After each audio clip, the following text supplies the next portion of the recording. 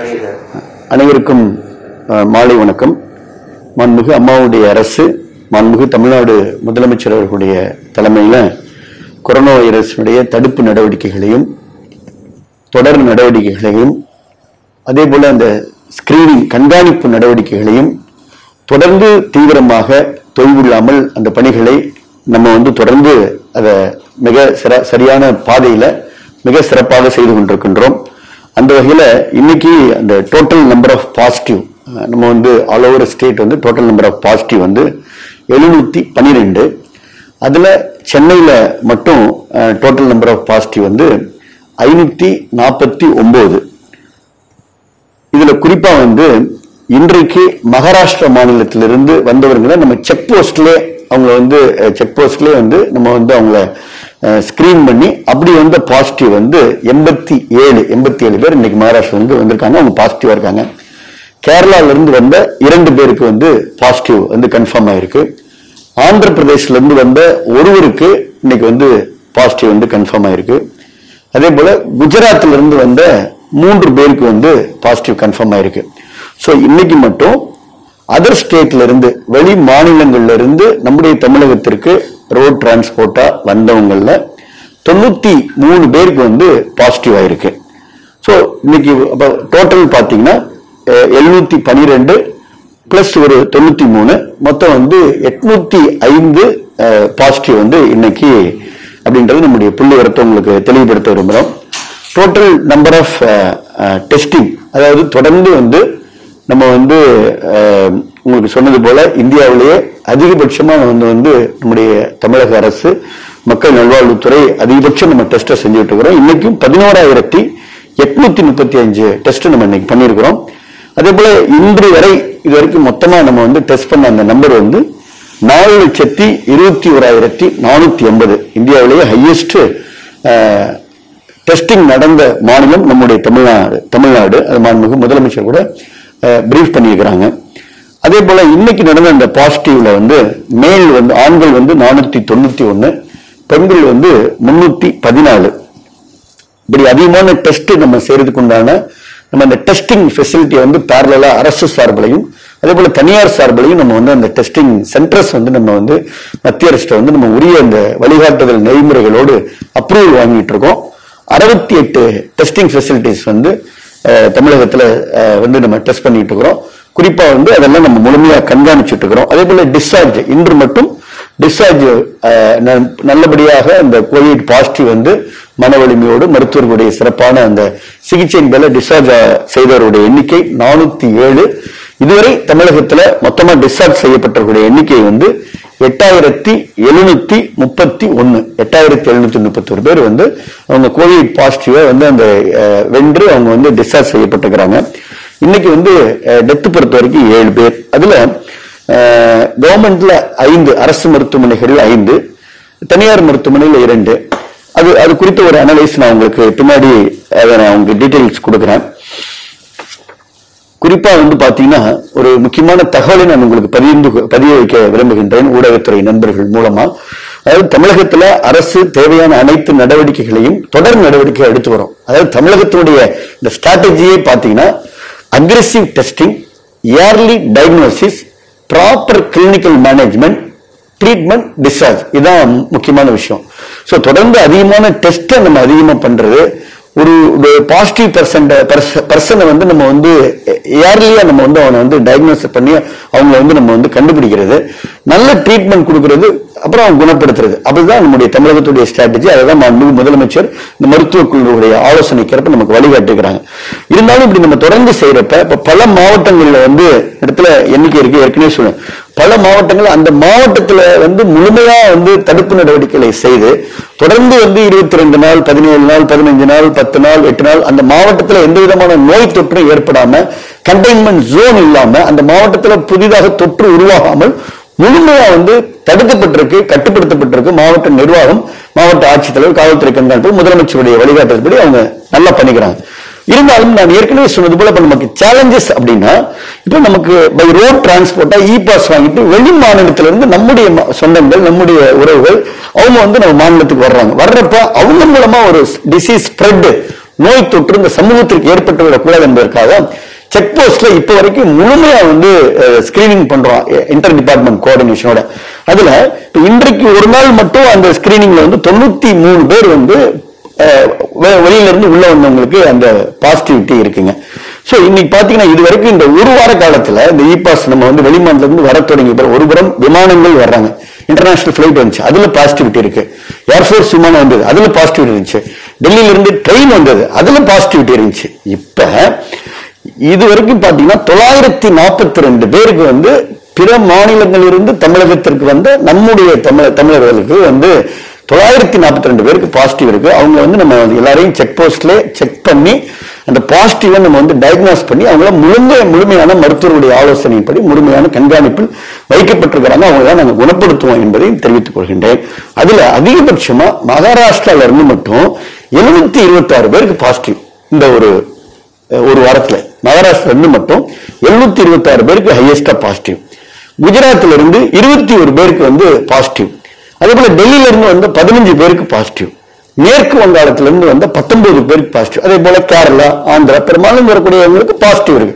அதை நம்ம அவங்க டயக்னோஸ் பண்ணி அவர்கள் மூலமா அந்த ஊரை சார்ந்த மற்றவர்களுக்கு வந்துடக்கூடாது அப்படின்றதுல அரசு ரொம்ப தெளிவா இருக்கு. அந்த நோய் தொற்று வந்துவிடக்கூடாது. அதனாலதான் செக் போஸ்ட்ல ஸ்கிரீன் பண்ணி குவாரண்டைன் பண்ணி அங்க மாவட்ட நிர்வாகம் மருத்துவர்கள் குழுவோடு கண்காணிச்சுட்டு இருக்கிறாங்க. அது முக்கிய தகவல். இதுதான் அரசுக்கு இருக்கக்கூடிய சவால்கள்.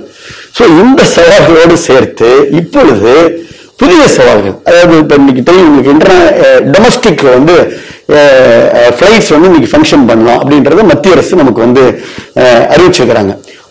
முதலமைச்சர்கள் மத்திய அரசு வலியுறுத்தி தமிழகத்தில் இப்ப இருக்கக்கூடிய நிலைகளை எடுத்து சொல்லி அதை கொஞ்சம் ஃபேஸ்டு முறைனா அவர்களும் நம்முடைய சகோதர சகோதரிகள் அவங்க நம்ம மாநிலத்துக்கு வரணும். அதே நேரத்தில் ஃபேஸ்டு மேனர்ல அவங்க வந்தாதான் நம்ம அவங்களுடைய அந்த நோய் அவங்கள்ட்ட இருந்து நோய் தொற்று வராம பாதுகாக்கணும்ன்றத முதலமைச்சர் வலியுறுத்துக்கிறாங்க. அதுல பாத்தீங்கன்னா இப்போ ஒரு நாளைக்கு 25 பிளைட்ஸ் டொமஸ்டிக்ல அரைவதாகலாம், அதுக்கு மேல பிளைட்ஸ் வரக்கூடாது அப்படின்றதுல நம்ம சொன்னது அந்த 25 பிளைட்ஸ்க்கு பர்மிட் பண்ணிக்கிறோம். மாண்புமிகு முதலமைச்சர் அதை மத்திய அரசு வலியுறுத்தி அதற்கான ஒப்புதல் பெறப்பட்டிருக்கு. ஆனா அவுட் கோயிங், அதாவது டிபார்ச்சர் இங்கிருந்து நம்ம போறவங்க தமிழகத்திலிருந்து பிற மாநிலத்துக்கு போறவங்களுக்கு ரெஸ்ட்ரிக்ஷன் இல்லை, அவங்க எவ்வளவு பிளைட்ஸ் வேணாலும் ஆப்ரேட் பண்ணிக்கலாம்ன்ற ஒரு நிலையை இன்றைக்கு அரசு எடுத்திருக்கிறது. அதுல அந்த 25 பிளைட்ல நீங்க பாத்தீங்கன்னா சில கைட்லைன்ஸ் நம்ம அரசு நம்முடைய தலைமைச் செயலர் கைட்லைன்ஸ் வழங்கியிருக்கிறாங்க. அதுல நம்ம ஏர்போர்ட்ல இருந்து வரக்கூடிய அது தமிழகத்தில் இருக்கக்கூடிய எல்லா ஏர்போர்ட்லயும் பிளைட் லேண்ட் ஆகி அவங்க வெளியே வர்றப்ப கரெக்டா நம்ம ப்ராப்பரா மருத்துவ குழு ஏர்போர்ட் அத்தாரிட்டியோட இணைந்து ஸ்கிரீன் பண்ணி உடனே அவங்க தெர்மல் ஸ்கிரீனிங் பண்ணுவோம், டெம்பரேச்சர் இருக்கான்னு பார்ப்போம், ஏதாவது அவங்களுக்கு ஐஎல்ஐ சிம்டம்ஸ் இருக்கான்னு கேட்போம். ஸோ அவங்களுக்கு சிம்டம் இருக்கு அப்படின்னா உடனே நம்ம அவங்கள டெஸ்ட் பண்ணி அவங்கள ஹாஸ்பிட்டலுக்கு கொண்டு போயிடுவோம். ஏர்போர்ட்ல இருந்து வரவங்க டொமஸ்டிக்ல வர்றவங்க கூட அவங்களுக்கு எந்த சிம்டமும் இல்லை, டெம்பரேச்சர் இல்லை, ஸ்கிரீனிங்ல எந்த இஷ்யூ இல்லை அப்படின்னு மருத்துவ குழு முடிவு பண்ணா அந்த மருத்துவ குழு அவங்களுக்கு நம்ம முதலமைச்சருடைய அறிவுரைக்கணுங்க கையில அந்த அழியாத மைய வச்சு ஒரு ஸ்டாம்பிங் பண்ணிடுவோம், டேட்டோட கையில ஸ்டாம்பிங் பண்ணிடுவோம். ஸோ இந்த ஸ்டாம்பிங் அவங்களுக்கு அந்த அதுல 14 நாளுக்கு அவங்க குவாரண்டைன் இருக்கணும். அதை அவங்க தயவு செய்து அதை கடைபிடிக்க வேண்டும். அவர்கள் மூலமா மற்றவர்களுக்கு எந்த விதமான, ஏன்னா இன்னைக்கு அவங்க ஏசிம்டமேட்டிக்கா இருந்தாலும் 14 நாள் குவாரண்டைன் இருக்கணும்ன்ற விதிமுறைகளை வகுத்து அதை நம்ம வெளியிட்டு இருக்கிறோம். ஸோ அதை ஸ்ட்ரிக்டா ஃபாலோ பண்ணும், அதை நம்ம முழுமையா கண்காணிப்போம். இன்றைக்கு மட்டும் பாத்தீங்கன்னா காலையில இந்த டொமஸ்டிக் பிளைட் ஸ்டார்ட் ஆனது 11 பிளைட் இன்னைக்கு இருக்கு. மருத்துவக்குழு முழுமையா கண்காணிச்சிட்டு இருக்காங்க. 486 பேர் லேண்ட் ஆயிருக்கிறாங்க. 14 பிளைட் வெளியே போயிருக்கு. 1211 பேர் வெளியே போயிருக்காங்க. அவங்களே இங்கிருந்து போறவங்களையும் நம்ம பரிசோதனை செஞ்சுதான் நம்ம ஸ்கிரீன் பண்ணி தான் அனுப்புறோம். வர்றவங்களையும் ஸ்கிரீன் பண்றோம், போறவங்களையும் ஸ்கிரீன் பண்றோம். வர்றவங்க 25 பிளைட் தான் வரலாம், போறவங்க எவ்வளவு பிளைட் வேணாலும் போகலாம். அதை முழுமையா கண்காணிச்சிருக்கோம். அதுக்குண்டான கைட்லைன்ஸ் உங்களுக்கு கிளியரா சொல்லிக்கிறோம். அதனால இந்த நடவடிக்கை முழுமையாக தொடரும். இந்த நடவடிக்கையில் பல்வேறு சவால்கள் இருக்கின்றன என்பதை அன்போடு தெரிவித்துக் கொள்கின்றேன்.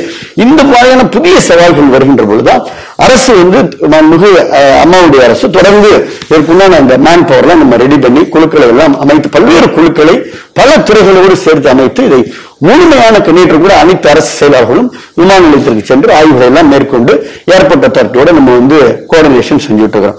இப்ப டெஸ்டிங் நான் ஏற்கனவே சொன்னது போல இந்தியாவிலே அதிகபட்சமான டெஸ்டிங் இப்ப பிற மாநிலம் எல்லாம் 1 லட்சம் அண்ட் ஆடு 1 லட்சம் 1.5 லட்சம் 2 லட்சம் அப்படி டெஸ்ட் பண்றப்ப பல மாநிலங்கள் பண்றப்ப அதிகபட்சமா 4,21,000 4,21,000 டெஸ்ட் வந்து நம்ம இந்தியாவில் அதிகமா பண்ணிக்கிறோம். நம்ம விட பெரிய மக்கள் தொகை அதிகமான மாநிலங்கள், நம்மளோட வந்து கேஸ் டேட்டா இருக்கக்கூடிய மாநிலங்கள் கூட 3,62,000, 3,17,000, 3,14,000, 2,06,000, 1,00,000 அப்படிதான் டெஸ்ட் பண்ணிக்கிறாங்க. சோ அந்த அளவுக்கு வந்து நம்ம என்ன காரணம் அப்படின்னா, டெஸ்ட் பண்ணாதான் டேட்டா கிடைக்கும்.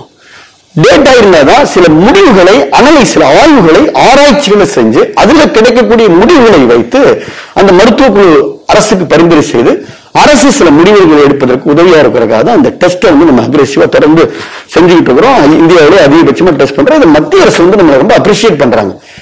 நேஷனல் இன்ஸ்டியூட் ஆஃப் எபிடமியாலஜி ரொம்ப அப்ரிஷியேட் பண்றாங்க.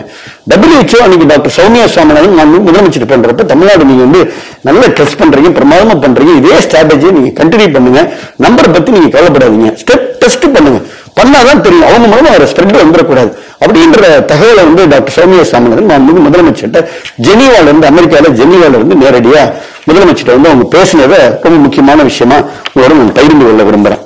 இப்ப நம்ம வந்து ஒரு ஊடகத்துறை நண்பர்கள் மூலமா ஒரு முக்கியமான தகவலை நான் உங்களோடு பகிர்ந்து கொள்ள விரும்புகிறேன். காரணம் என்னன்னா, அரசு மற்றவர்கள் ஏதோ சொல்வது போல ஏதோ நம்ம வந்து செக் போஸ்ட்ல செக் பண்றோம், அப்புறம் வந்து அவங்களுக்கு வந்து நம்ம வந்து சிம்டம் இருந்தா அவங்க வந்து நம்ம ஒண்ணு மருத்துவமனையில் அட்மிஷன் போடுறோம், கேர் சென்டர்ல வச்சுக்கிறோம், வெரி ஃபியூ வந்து நம்ம வந்து ஹோம் ஐசோலேஷனுக்கு பர்மிட் பண்றோம் அப்படின்ற நிலை மட்டும் அல்ல.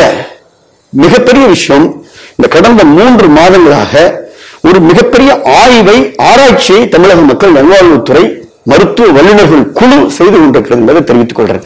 அதுல நமக்கு கிடைத்த அந்த டேட்டா படி பல ஆய்வுகளை நம்ம மேற்கொண்டதுல சில தகவல்களை நான் உங்களோடு பகிர்ந்து கொள்ள விரும்புகிறேங்க. ரொம்ப இந்த தகவல்கள் வந்து இந்த டேட்டாவை அதிகமான டெஸ்ட் பண்ணி இந்த நமக்கு டேட்டா கிடைச்சனாலதான் இந்த மருத்துவ குழு ஆய்வு செஞ்சாங்க. அதன்படி இப்ப டோட்டல் நம்ம கேஸ் வருது. இப்ப இவ்வளவு கேஸ் வந்ததுல நமக்கு பாசிட்டிவ் வந்ததுல சிம்டமேட்டிக் எத்தனை %, ஏசிம்டமேட்டிக் எத்தனை %, அதாவது 88% வந்து நமக்கு வந்து ஏசிம்டமேட்டிக், டோட்டல் பாசிட்டிவ்ல 88% ஏசிம்டமேட்டிக், 12% சிம்டமேட்டிக். 12% தான் அவங்க வந்து சிம்டத்தோட இருக்கிறாங்க.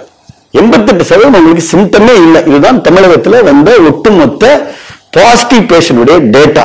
இந்த டேட்டா நமக்கு எப்படி கிடைச்சது? அதிகமான டெஸ்ட் பண்றதுனால கிடைக்குது.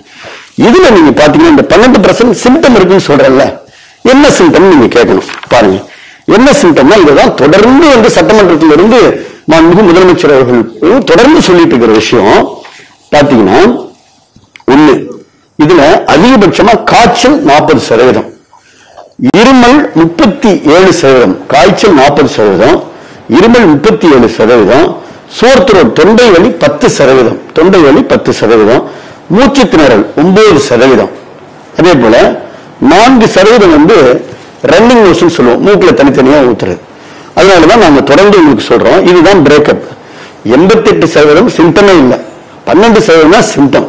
12%லயும் காய்ச்சல் எத்தனை %, இருமல் எத்தனை %, சோர்த்ரோட் எத்தனை %, மூச்சு திணறல் எத்தனை %, மூக்குல இருந்து தண்ணி வருது எத்தனை % சொல்லிட்டோம்.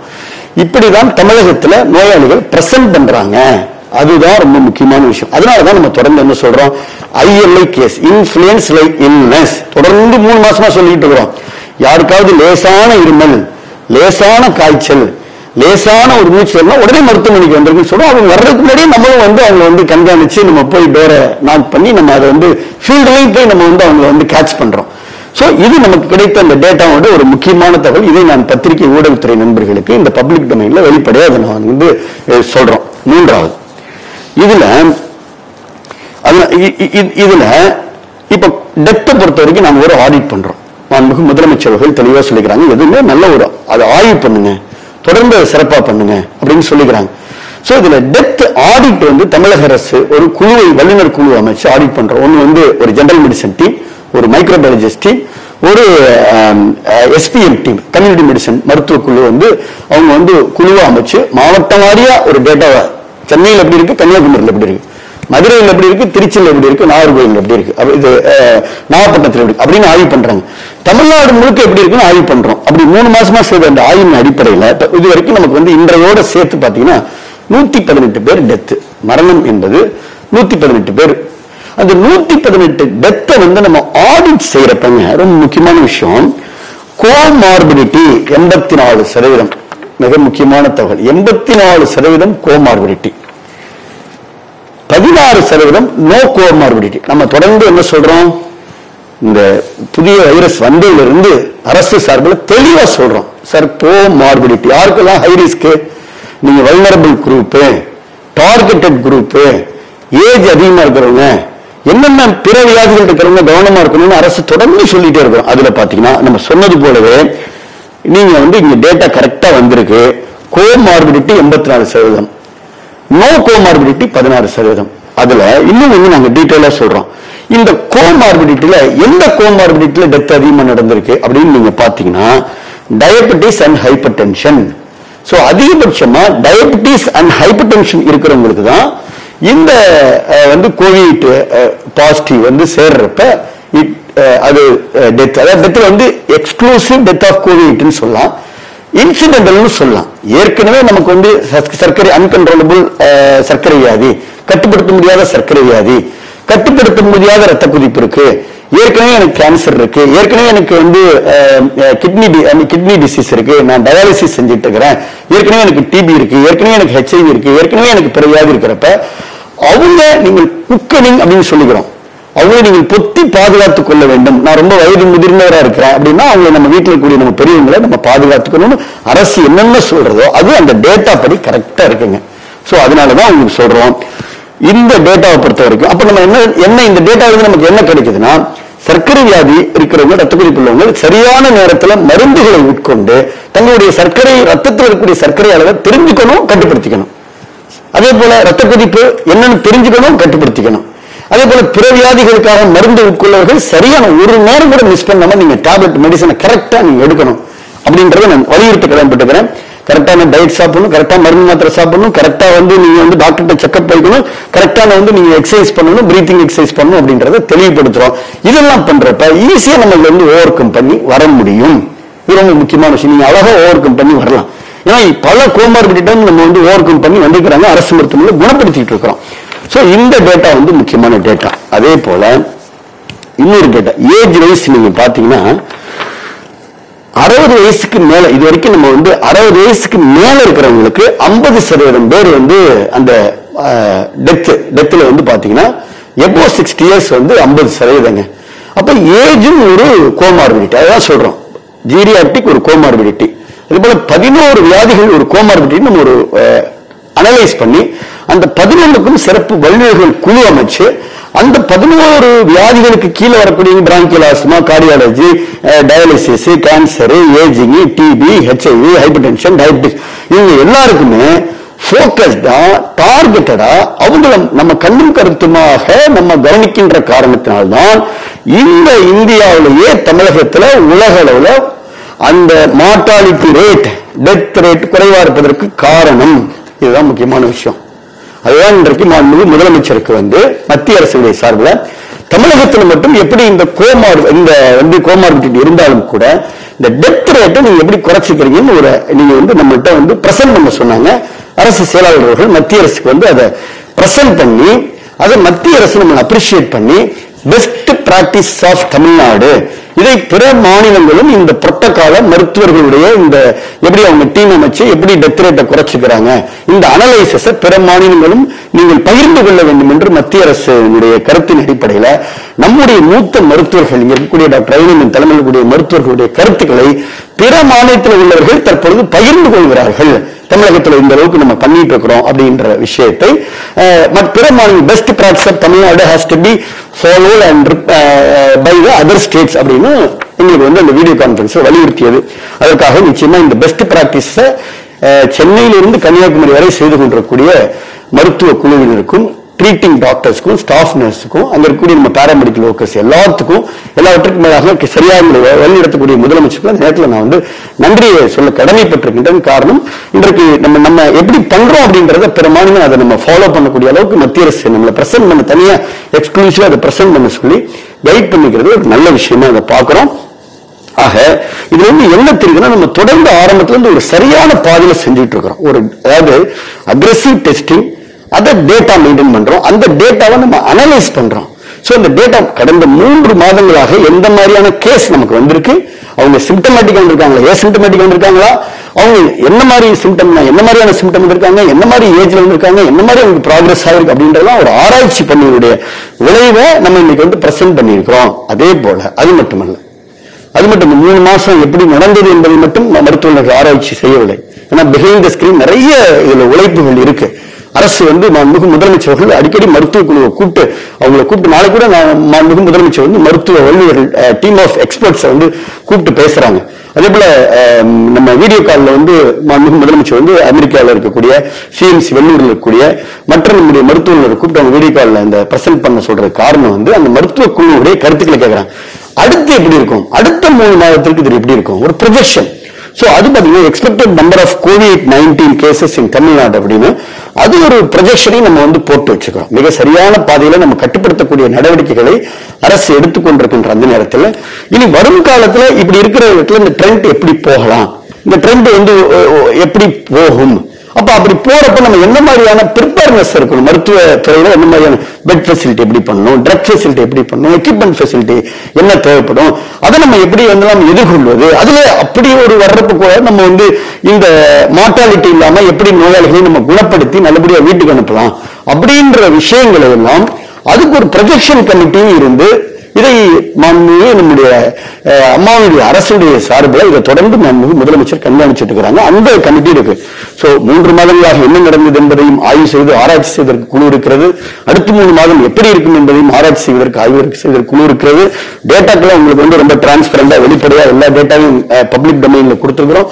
சோ அதன்படி அரசு வந்து தொடர்ந்து நம்ம வந்து இந்த aggressive testing, screening, early diagnosis, அதே போல ப்ராப்பர் கிளினிக்கல் மேனேஜ்மெண்ட், அதே போல ப்ராப்பரா நம்ம டிஸ்சார்ஜ் அப்படின்ற ஒரு நிலையை நம்ம தொடர்ந்து சரியான பாதையில் நாம் சென்று கொண்டிருக்கின்றோம். சரியான பாதையில் அரசு சென்று கொண்டிருக்கின்ற பொழுதும் இன்றைக்கு உலக சுகாதார நிறுவனம், அதே போல யூனியன் மினிஸ்ட்ரி, அதே போல ICMR, NA என்று சொல்லக்கூடிய களத்தில் ஆய்வு செய்யக்கூடிய national institute of epidemiology team, அவங்கலாம் குழுக்கள்லாம் வர்றப்ப தமிழ்நாடு வந்து நம்ம சரியான பாதையில நம்ம சென்றுட்டு இருக்கோன்றதை அவங்க அப்ரிஷியேட் பண்றாங்க. இருந்தாலும் எண்ணிக்கையை குறைப்பதற்கும் தொடர்ந்து வந்து இப்ப விமானங்கள் மூலமாகவும் அதே போல ட்ரெயின் மூலமாகவும் ரோட் டிரான்ஸ்போர்ட் மூலமாகவும் பிற மாநிலத்திலிருந்து வரைக்கும் நான் சொன்னது போல 942 பேர் பிற மாநிலத்திலிருந்து நமக்கு வந்துக்கிறாங்க. அதுல ஹையஸ்டா மகாராஷ்டிரா வந்து 726 பேர்னு சொன்ன, குஜராத்ல இருந்து வந்திருக்காங்க, டெல்லியில இருந்து இருக்காங்க. அவங்க மூலமாக ஸ்ப்ரெட் இல்லாத நிலையையும் அரசு வந்து தேவையான நடவடிக்கைகளை தொடர் நடவடிக்கையாக எடுத்துக் கொண்டிருக்கிறது என்பதை இந்த நேரத்தில் நான் தெரிவித்துக் கொண்டு தொடர்ந்து அரசுடைய கருத்துக்களை படியும் அரசுடைய ஆலோசனைப்படி பொதுமக்கள் முழுமையான ஒத்துழைப்பை முதலமைச்சர் சொன்னது போல அரசுக்கு நீங்கள் ஒத்துழைப்பு கொடுக்க வேண்டும். People participation, public cooperation. So பொதுமக்களுடைய ஒத்துழைப்பு, பொதுமக்களுடைய பங்களிப்பு என்பது வேண்டும் என்பதை இந்த நேரத்தில் மீண்டும் வலியுறுத்தி அனைவருக்கும் என்னுடைய நன்றியை தெரிவித்துக் கொள்கின்றேன்.